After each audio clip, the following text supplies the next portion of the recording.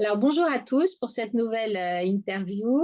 J'espère que vous allez bien, que tout le monde se porte très bien. Donc, aujourd'hui, j'ai le plaisir d'inviter Corinne Cavet, qui est artiste peintre, médium et énergéticienne. Quel programme, Oui, Corinne. Donc, comme j'ai l'habitude, j'aime bien raconter comment nous sommes connus. Donc, on continue la petite liste. C'est sur les réseaux sociaux où tu as répondu toi aussi à mon appel pour participer à cette vidéo. Voilà, pour qu'on puisse partager, échanger et faire connaître, aussi se faire connaître mutuellement, hein, tout simplement. Donc, alors Corinne, qu'est-ce que tu fais, toi? Explique-nous, c'est quoi? en fait, je suis déjà artiste peintre, que je fais depuis toute petite, je peins, je crée. Et puis depuis 2020, en fait, j'ai commencé avec beaucoup de personnes pendant le temps du Covid, un travail sur moi. Et là, en fait, je me suis rendu compte que la peinture que je réalisais était vibratoire, qu'il y avait des choses qui se passaient devant, vraiment pour les personnes qui étaient en face. Et donc, du coup, j'ai travaillé en développement personnel à déployer cette peinture beaucoup plus, j'ai envie de dire, en conscience que c'est un travail vibratoire aidant pour les personnes en face. Voilà, donc c'est qui apporte du vivre, qui accompagne à se débloquer sur bien des aspects de sa vie. Ok, donc là, aujourd'hui, tu es dans ton atelier, c'est ça? Ouais, je suis dans mon Ok. atelier Donc, tu m'as d'art. parlé ouais, au début, tu m'as parlé de la toile qui est derrière toi, qui est importante pour toi. Tu peux nous expliquer? Oui, là, en fait, alors c'est une représentation très imagée, en fait, avec des méduses, et c'est vraiment croire en soi, tout au fond, en fait, du marasme dans lequel on peut se retrouver, dans une part d'ombre un petit peu enfouie en soi-même. Il y a toujours une petite étincelle de lumière à laquelle il faut croire. Il y a toujours de l'espoir et il faut suivre, en fait, la vague. Il faut accepter de croire en soi, en notre potentiel on va dire, de déploiement créatif, pour mieux se réinventer, pour dépasser toutes nos problématiques. Donc, c'est suivre la vague, suivre sa bonne étoile, son intuition. Donc, on voit l'étoile, c'est en haut, on surfe, on se laisse porter. C'est aussi de lâcher prise. Ok. Et donc, elle a un nom, cette toile? C'est croire en soi. Crois en toi. Ouais. Ok. Donc, bon, là, tu as dit beaucoup de choses en expliquant cette toile. Donc, quand tu peins, en fait, c'est quoi ton rituel quand tu peins? Est-ce que tu peins tous les jours? Est-ce que tu laisses venir à toi l'intuition? Est-ce que tu as d'abord un sujet que tu vas développer sur la toile? Comment est-ce que tu pratiques? Bah, il y a différentes façons de travailler. C'est si je travaille pour moi. Alors j'ai un exemple là de peinture aussi. Bon, je montrerai. Où je vais libérer des émotions aussi, des choses, des blocages pour moi-même déjà en tout premier. Donc là, c'est déjà un travail sur moi. Donc là, on est sur vraiment du déblocage. Euh, Éplucher l'oignon en continu parce que tout médium énergéticien euh, doit travailler continuellement sur lui. Et Mhm. puis, donc, du coup, ça, c'est mon travail. C'est le travail que je peux accompagner aussi à faire en atelier. Et puis, je dessine beaucoup quotidiennement. Je fais D'accord. d'ailleurs des lives sur TikTok où je me connecte à la vibration de la personne pour canaliser un message artistique sous forme d'un dessin, donc d'une problématique du moment. Et dès que je pose mon feutre, en fait, qui est d'une couleur qui m'est venue intuitivement, qui correspond vibratoirement à la personne sur le moment, je vais canaliser sur la problématique, sur comment s'en sortir, des aides, des guides de la personne. Donc là, c'est où je travaille pour moi, ou même je peux effectivement réaliser comme là une peinture en 3, 4 heures où je lâche prise, j'ai une image qui me vient et je laisse couler, je vois les couleurs au fur et à mesure, donc du coup j'y vais. Et puis, dans l'humeur, dans l'état d'esprit, dans l'émotion dans laquelle je suis sur le moment. Ou alors, effectivement, on est sur du travail beaucoup plus en canalisation, donc c'est plus de l'intuition. Je suis canal, médium, et donc je me connecte à la vibration de la personne, et là, on est en travail. D'accord. Alors, de cette canalisation, cette connexion au guide, etc., tu l'as développée à quel moment? Est-ce que déjà tu avais bon, je sais qu'on a tous en nous cette possibilité, mais toi, est-ce que tu t'es formé ou est-ce que tu as développé toi-même cette faculté avec le travail que tu as fait sur toi? Comment est-ce que tu en es arrivé là, en fait? En fait, j'ai fait un énorme travail avec mon amie Sandrine Cassandrine, qui est médium Chanel, coach, enfin, qui est connectée à la conscience universelle par le biais d'un MP3. Et elle est connectée au guide de chacun. Et donc, du coup, elle nous a fait travailler en 2020. On a souffert. On a beaucoup souffert parce qu'avec tous les masques qu'on veut bien porter, Oui. donc on a beaucoup, beaucoup, je dis on parce qu'on est tout un ensemble de phénix, de médiums énergéticiennes qui travaillent ensemble. On a beaucoup épluché l'oignon avec soi-même. On a beaucoup, beaucoup travaillé sur soi-même avant.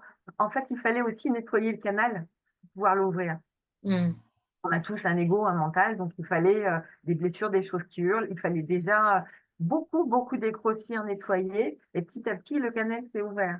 Et mon canal, il est passé, mon travail, il est passé donc en connexion avec mes guides. Hein. Mon amie Sandrine, elle est connectée au guide de chacun. J'ai travaillé déjà sur la vibration des personnes. Ensuite, j'ai travaillé sur des peintures d'auto-guérison de dépendances autodestructrices.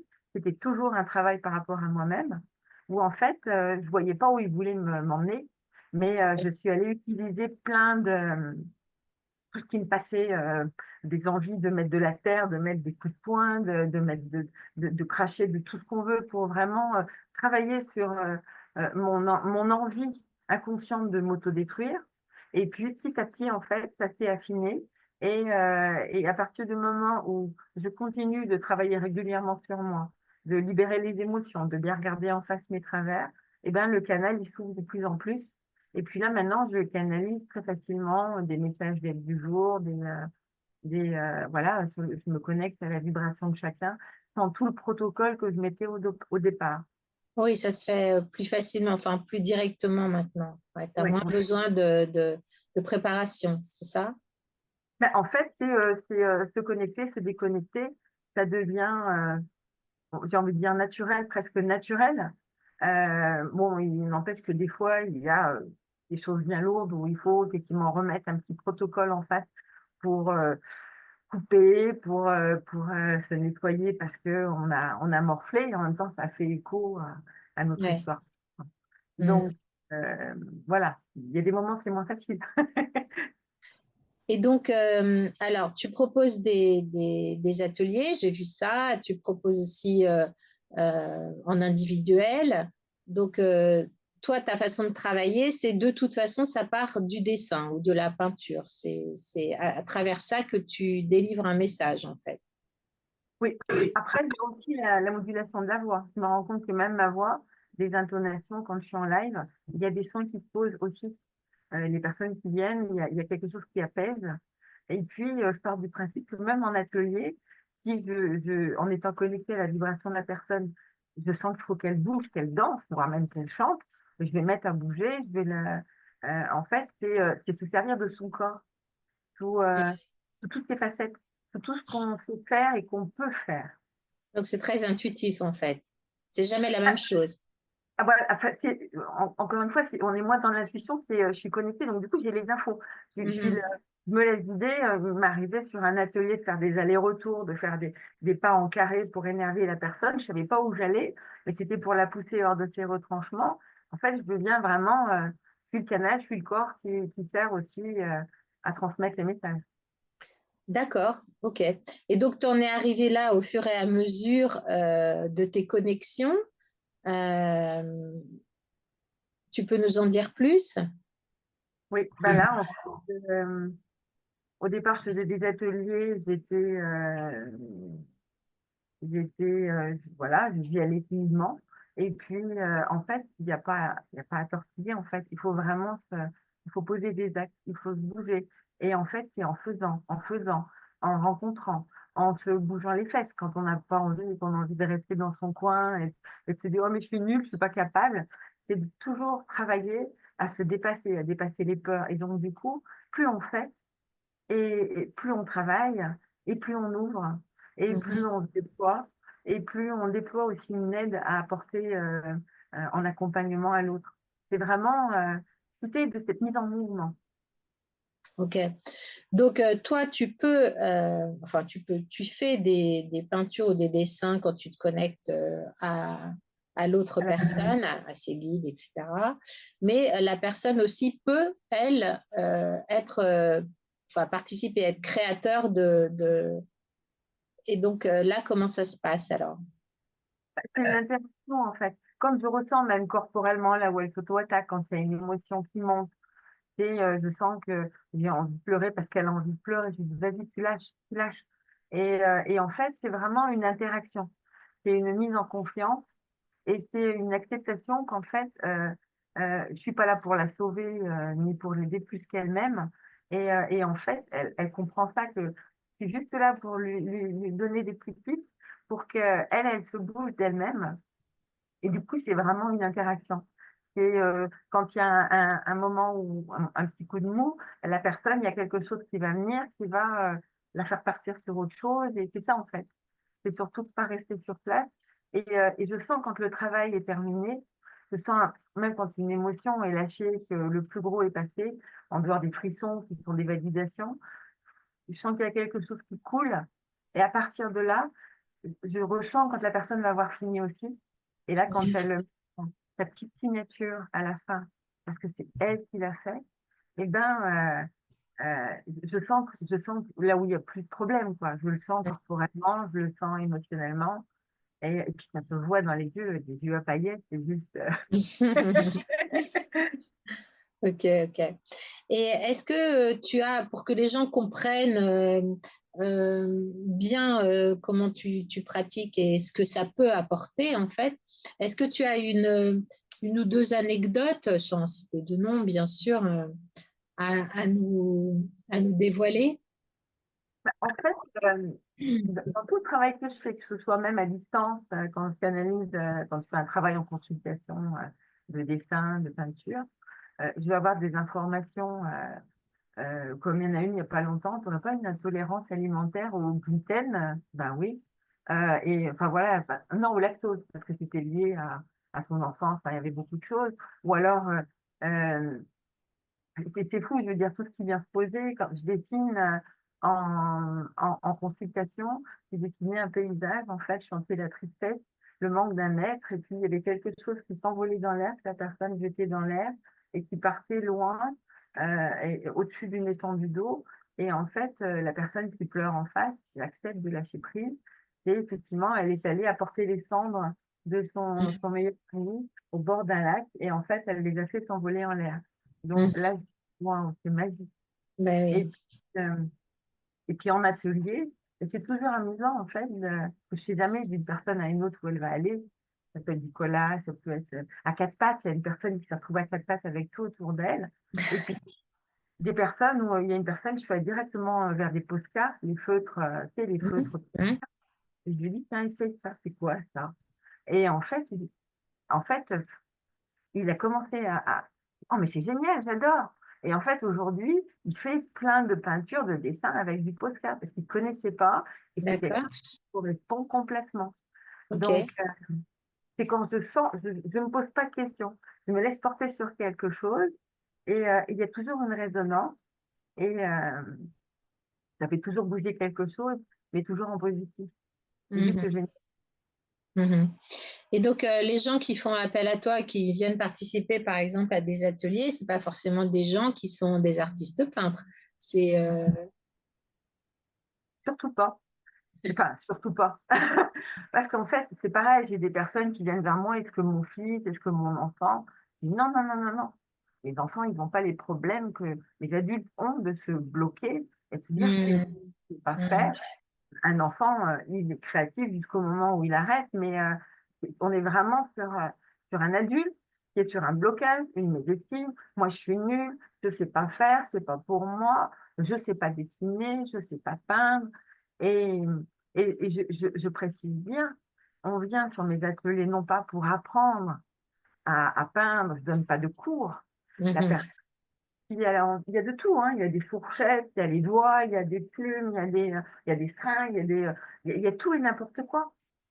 Et la personne, elle va trouver ses outils à elle, elle va trouver ses médiums à elle, c'est-à-dire de la peinture ou de la craie, une personne qui adorait la craie sèche, elle ne connaissait pas. Et en fait, mais elle va intuitivement, alors je peux être derrière pour lui dire, tu peux faire ça avec, tu peux aussi faire ça, tu pourrais aussi faire ça. Mais sans dire, fais ça et tu tiens comme ça. Mhm. En fait, oh, c'est génial, oh oui, j'ai envie de faire ça. Oh ben. Et en fait, c'est ça. C'est la personne, elle, au départ, elle ne se sentait pas capable et elle ressort avec une œuvre d'art, sa propre création, dans son Ok. potentiel à elle et qui est unique, qui lui correspond à elle. Et quand la personne fait appel à toi, est-ce que elle vient avec une problématique à la base? En général, oui, c'est pour débloquer une situation, c'est ça? Ça peut être, ok, ça peut être un trauma lié à l'enfant. Parce qu'effectivement, la personne a très mal vécu quelque chose qui fait qu'aujourd'hui, elle se bloque pour créer. Et il n'y a jamais de hasard. Et, tu le sais, hein, toutes les personnes qui viennent, il n'y a jamais de hasard. Et donc, du coup, cette personne-là, même si au départ, elle commence à vouloir faire du beau et je sens que derrière, ben, c'est juste la jolie couverture à paillettes qu'elle met sur son problème, et ben, je vais, avec ses guides, l'amener à aller regarder en face le problème qui est sous cette jolie couverture à paillettes, à bien regarder en face.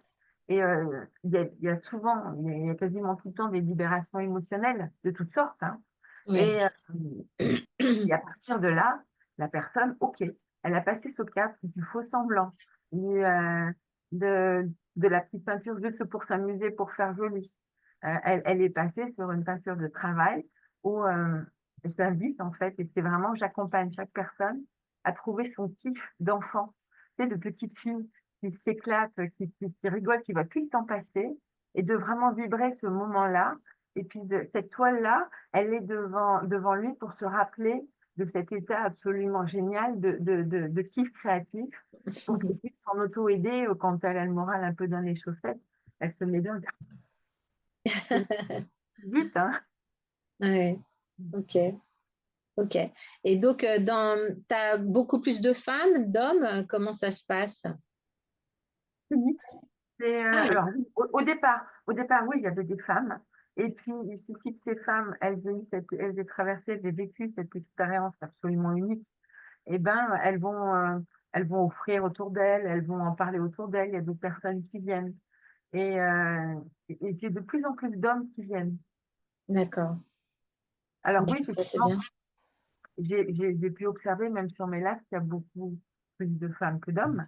Mais voilà, les hommes commencent voilà, quand ils partent du principe qu'ils ne sont pas arrivés déjà tout en haut, qu'ils n'ont pas d'ego et qu'une fois qu'ils ont accepté qu'ils ont des travers et qu'ils ont des blessures et des choses à travailler, eh ben, ils viennent.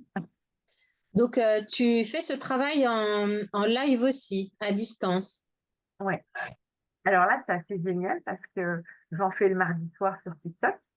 Donc, j'ai des personnes de toute la France et voire même, j'ai une personne, j'en ai fait un l'après-midi et j'avais pas pensé au décalage horaire. Mais j'ai des personnes de Guyane qui m'ont contacté ensuite pour faire des consultations. Et en fait, c'est juste génial parce que je peux faire, je sais pas, 5 minutes par personne, canaliser un message, un dessin qu'elle prend en photo. Et elle a bien vibré le message, elle a bien regardé la problématique en face. Donc, à partir du moment où on le sait, c'est quantique, à partir du moment où tu poses ton regard sur quelque chose, tu es déjà en train de le changer, de le moduler. Et je trouve ça génial, en fait, que ces personnes qui sont de partout, eh ben, en fait, on puisse travailler tous ensemble. Mm. C'est c'est là qu'on vibre vraiment. C'est vrai que nous formons tous, quand tu vois, des personnes qui sont de partout Ben oui. et Mm. qui se réunissent et avec des thématiques des fois. Sur un live, il peut y avoir une thématique qui revient systématiquement et toutes les personnes qui étaient là, elles étaient là pour cette thématique. Ah oui, oui, c'est fou. Elles étaient comme connectées, en fait, avec Ah, la même. le Ouais. rendez-vous de vie. Ouais, ouais. Bon, bah, c'est super. Et comment tu te sens, toi, avec tout ça, en fait, avec toutes ces vibrations, avec tout ce que, parce que tu donnes beaucoup. Toi, oui, tu te situes où? Comment tu te sens? Alors, je ne te cache pas que quand je fais mes lives le mardi soir, j'ai du mal à atterrir, mais Ouais. au moins, donc quand il finit à 11h30, à 1h30, je ne dors pas encore complètement. Ouais, ouais. Parce qu'effectivement, il y a, et même quand on est fatigué, quand je suis fatiguée, le fait de me connecter, de faire ce travail en connexion, je sais qu'à partir du moment où on travaille, on est connecté, on canalise, il y a un travail qui se fait aussi sur soi. Et je me sens tout de suite mieux. Je peux avoir Mhm. avant, mal à la tête ou avant d'avoir commencé, on va dire, un travail. Et en fait, je me rends compte en sortant que ben, tout va bien, c'est pas Mhm. trop. Donc, c'est assez, il y a une forme d'effervescence. Et moi qui étais aussi dans ce manque de confiance en moi, bon, alors après, c'est lié aussi à mon passif d'humaine, où je me suis beaucoup écrasée en vivant dans des violences conjugales et où j'ai eu besoin de briller à un moment, de vraiment regardez-moi.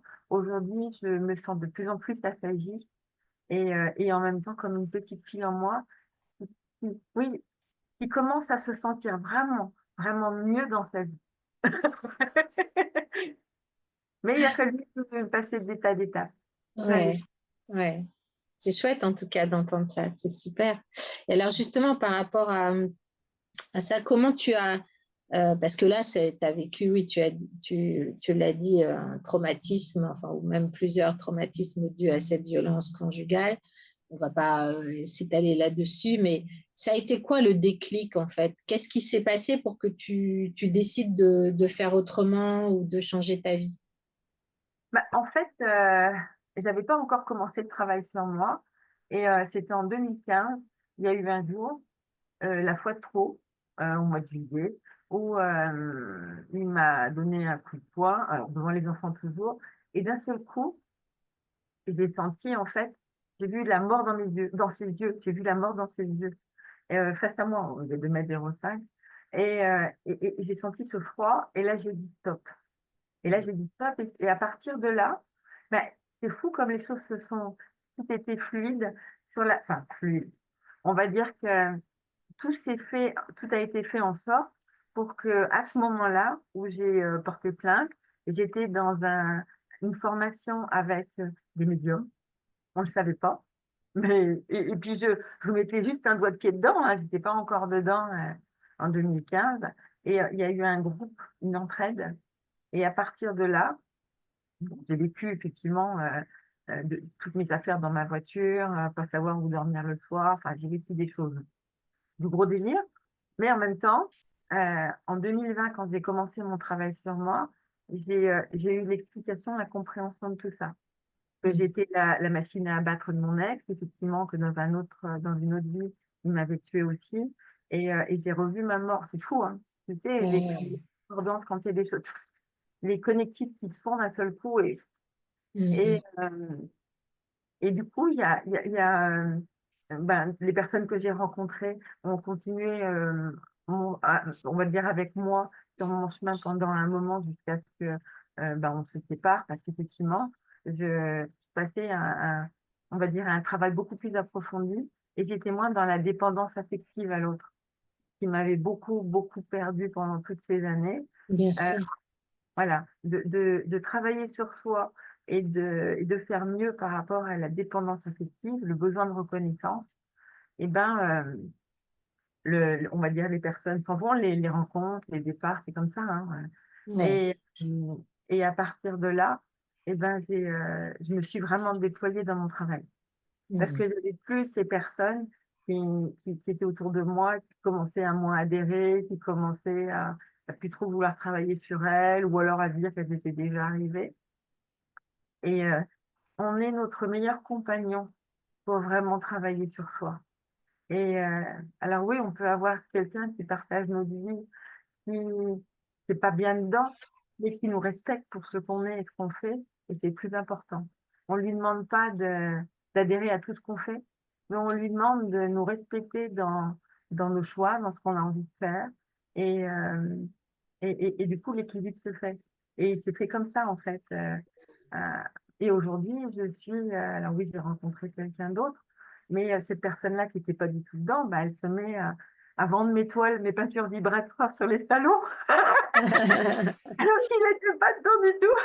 Ouais, Et ouais. puis travailler sur lui, parce qu'on peut pas, une fois qu'on a commencé un travail sur soi, une fois qu'on a non seulement qu'on s'est immergé dans cette magie de la vie et du pouvoir co-créateur, on peut pas revenir en arrière. Non, On peut pas. non. Donc, et aujourd'hui, même familialement, des personnes qui, ma famille, mes parents, hein, qui au départ avaient peur que je m'embrigade dans une secte, Oui, des gourous et compagnie. voilà, je leur ai bien prouvé par A plus B que non seulement j'étais de moins en moins dépendante aux autres, donc on s'éloigne on va dire, de l'emprisonnement de la secte, mais en plus j'étais de plus en plus heureuse, de plus en plus libre, de plus en plus autonome et en confiance de moi-même. C'est tout le contraire du travail du gourou. C'est à Mhm. partir du moment où on prend ses propres outils, on a confiance en soi et on se déploie et on n'attend plus l'autorisation de l'autre, et ben là, on a tout gagné, quoi. Mhm. Mhm. Mais je valide complètement à ce que tu dis. C'est très joli, en tout cas, ce que tu dis. Ça résonne beaucoup en moi, c'est clair. Oui. Ouais. Et mes parents, ils savent aujourd'hui qu'être heureux de me voir, on ne peut plus heureuse que jamais. Oui, voilà, c'est ça. C'était ce que j'allais dire. Le fait que tes proches te voient pétillante comme tu es, joyeuse, ce qui ne devait pas être le cas, à ce moment-là, j'imagine, hein. Non, et ben voilà.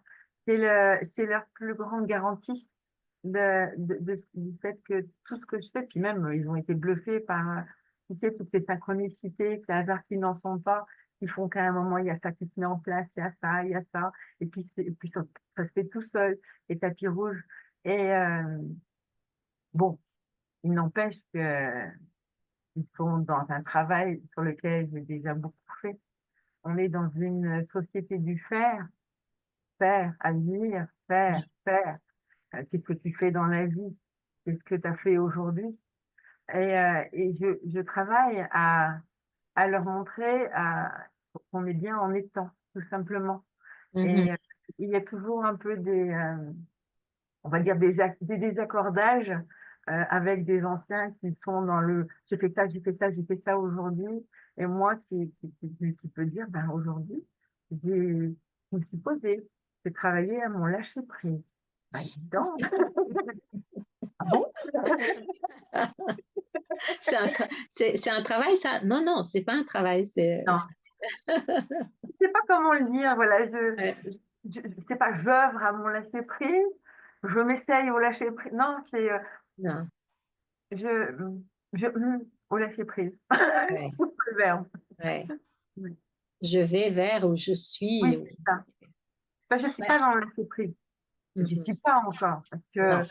que même quand je m'observe être chez moi, dès que tu poses le regard, ah, c'est ça que je pourrais faire. Tu sais, le mental, c'est Oui, toujours là. Ah, non, mais tu l'as même pas dit, que de toute façon, tu l'as vu. Et c'est oui, bon, va y penser.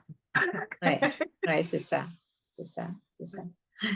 Ouais. Ah, c'est compliqué, le lâcher prise, hein, c'est pas simple, hein. On a peut-être des moments, effectivement, surtout si on s'aide de certaines pratiques comme la méditation, la relaxation, etc. Il y a des moments de lâcher prise ou d'ancrage réel au moment présent, mais sur la continuité, je pense que sur cette terre, enfin, voilà, à moins d'être en éveil total, mais je ne sais pas si c'est Non, possible. Mais déjà, non, avoir des petites bribes comme ça, avoir des petits moments à soi comme ça, c'est déjà tellement bon que. ouais. Ben là, c'était une nécessité parce que, en fait, depuis l'année dernière, j'ai sauté le pas dans ma peur de manquer, de reprendre mon local. Là où, en fait, j'avais une locataire dedans, donc d'un seul coup, ça veut dire que ben, je vais me déployer, mais en même temps, j'étais tout à l'étroit. Mon atelier, il faisait même pas la moitié de là. Ok. Et j'avais pas mon espace de consultation que j'ai aujourd'hui. Donc, Donc on reprend, on a eu un petit bug, c'est pas grave. Donc tu étais en train de parler de cette association, les Phénix, c'est ça, ou Phénix? oui, les Phénix, donc c'est une association alors, on précise bien de vrais médiums, parce qu'on a de tout à boire et à manger, hein, et on le voit sur TikTok aussi. de la voyancerie, enfin, des choses qui sont un petit peu, enfin voilà.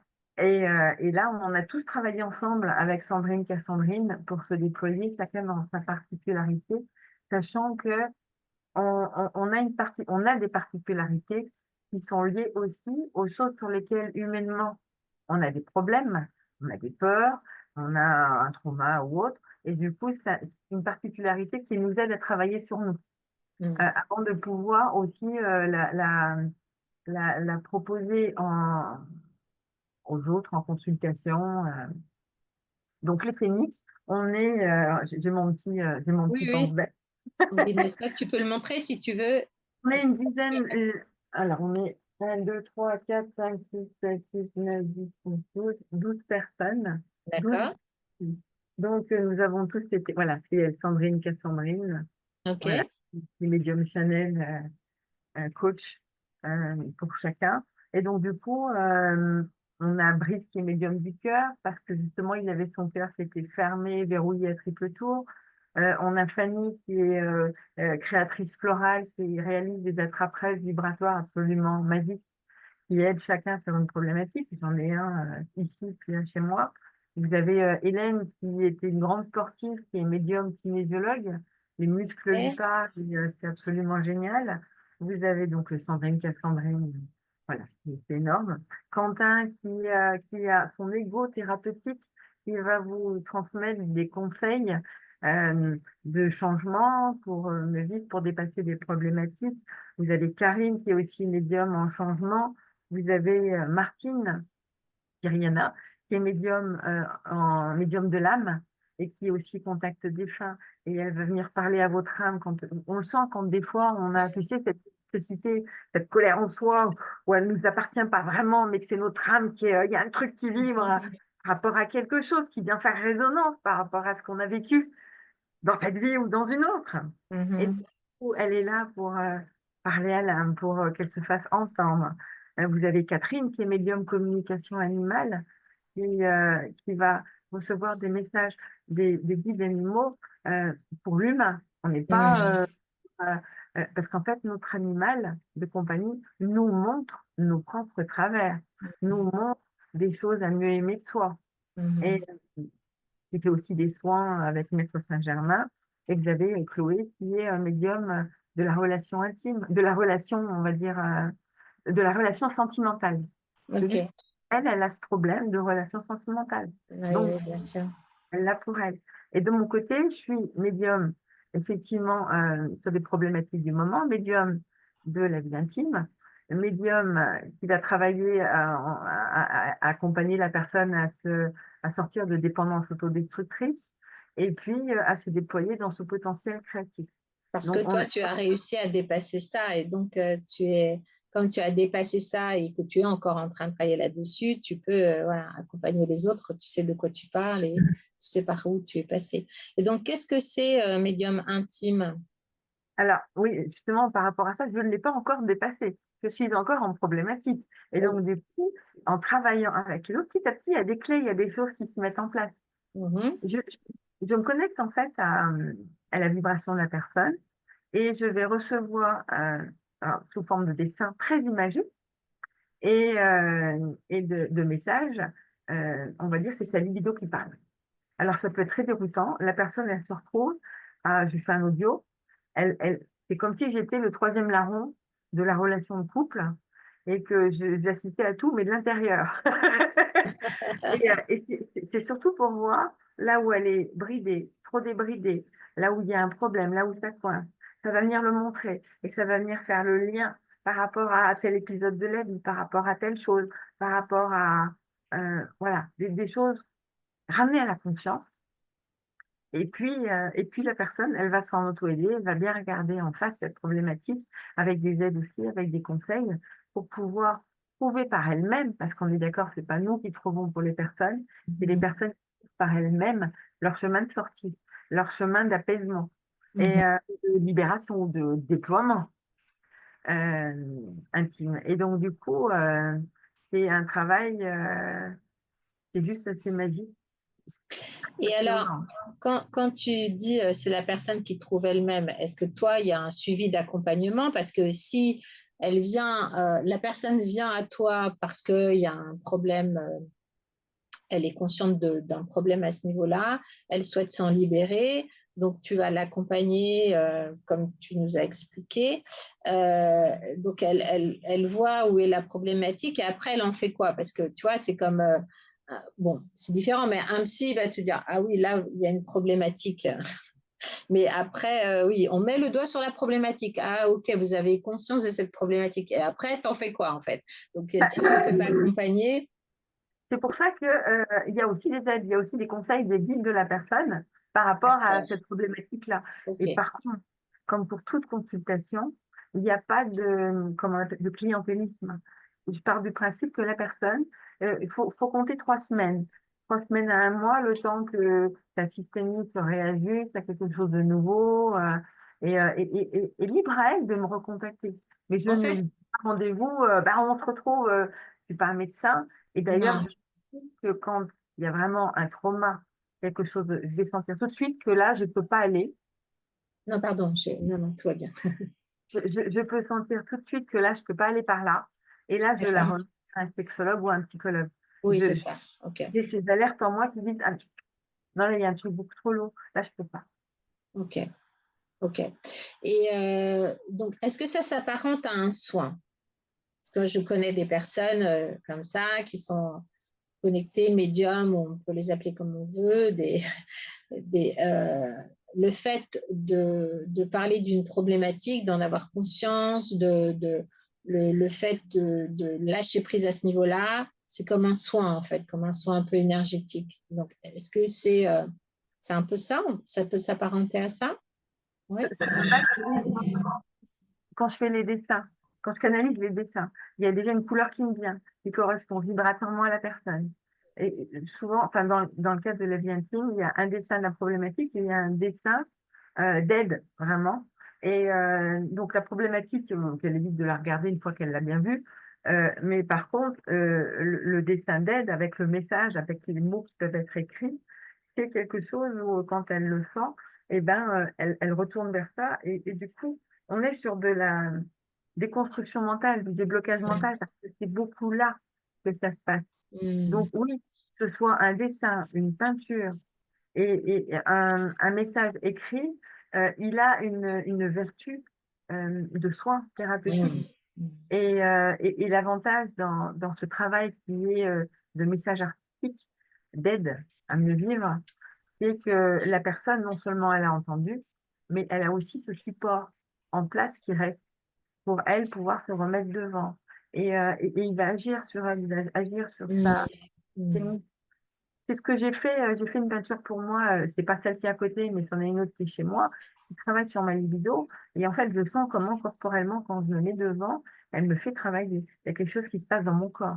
C'est Hmm. vraiment, on est sur vraiment de la peinture qui décape, j'ai envie de dire. Et toutes les personnes qui ont travaillé avec moi, pour lesquelles j'ai fait une peinture, j'ai canalisé une peinture, c'est vraiment des peintures très costaudes. J'en avais pas cette conscience-là avant, mais il y a Ouais. vraiment tout ce on peut canaliser en émotionnel, en, en force, tout ce qui peut passer dedans, en fait, il a une puissance avec en plus la problématique en dessous et le soin reposé par-dessus, que je fais sur ces peintures de soins, où il y a la problématique au départ sur laquelle il y a un soin qui est posé, c'est juste incroyable, quoi. Ouais. Ok. Ok, c'est très parlant en tout cas. Ouais. Ouais. Ok. Sachant qu'il Oui. y a aussi la troisième étape, Oui. où la personne, une fois qu'elle sent que la toile ne lui fait plus rien et qu'elle a envie de la transformer, elle peut la transformer. Ah, d'accord. Ok. Et là, on va vers la guérison. Et le pouvoir créateur, il Ouais. succède. Mm. Ok, ok, ok, super. Bon, Corinne, bah, vraiment, c'était top. Tu souhaites ajouter quelque chose? Ben, je te remercie déjà beaucoup pour cette initiative parce que c'est juste tellement génial, tellement généreux de créer ces moments de rencontre, d'échange qui vont, on va dire, qui vont être parlants pour beaucoup plus de personnes. Là, on est sur de la rencontre et du déploiement aussi, de la transmission. C'est très, Ouais. très beau. Et, euh, et je suis vraiment cette petite fée très honorée et qui a envie de continuer d'aller de l'avant parce que une interview comme la tienne, elle permet aussi de voir tout le chemin fait. Mm. En même temps qu'on en parle, on prend encore plus conscience de tout le Mm. chemin fait et, euh, et tu nous le fais comprendre aussi en face. Et rien que pour ça, je te remercie beaucoup. Merci, merci à toi. Merci à toi. En tout cas, moi, j'ai été ravie de cet échange. C'est vrai qu'au départ, quand tu m'as contacté, j'ai dit, qu'est-ce que c'est, qu'est-ce qu'elle fait? J'ai pas tout de suite compris. Ensuite, on a discuté, donc évidemment, là, tu m'as éclairé. Et puis, je suis allée voir aussi, puisque tu es très présente sur les réseaux sociaux, sur TikTok et compagnie. On va mettre bien évidemment tous les liens sous la vidéo. Si ça vous a plu, cette interview, ben, merci de la partager, de mettre un pouce, de vous abonner. Et en tout cas, nous, on a été ravis. Et voilà, on vous embrasse et à très vite pour une prochaine interview. À bientôt. Bye bye. Merci.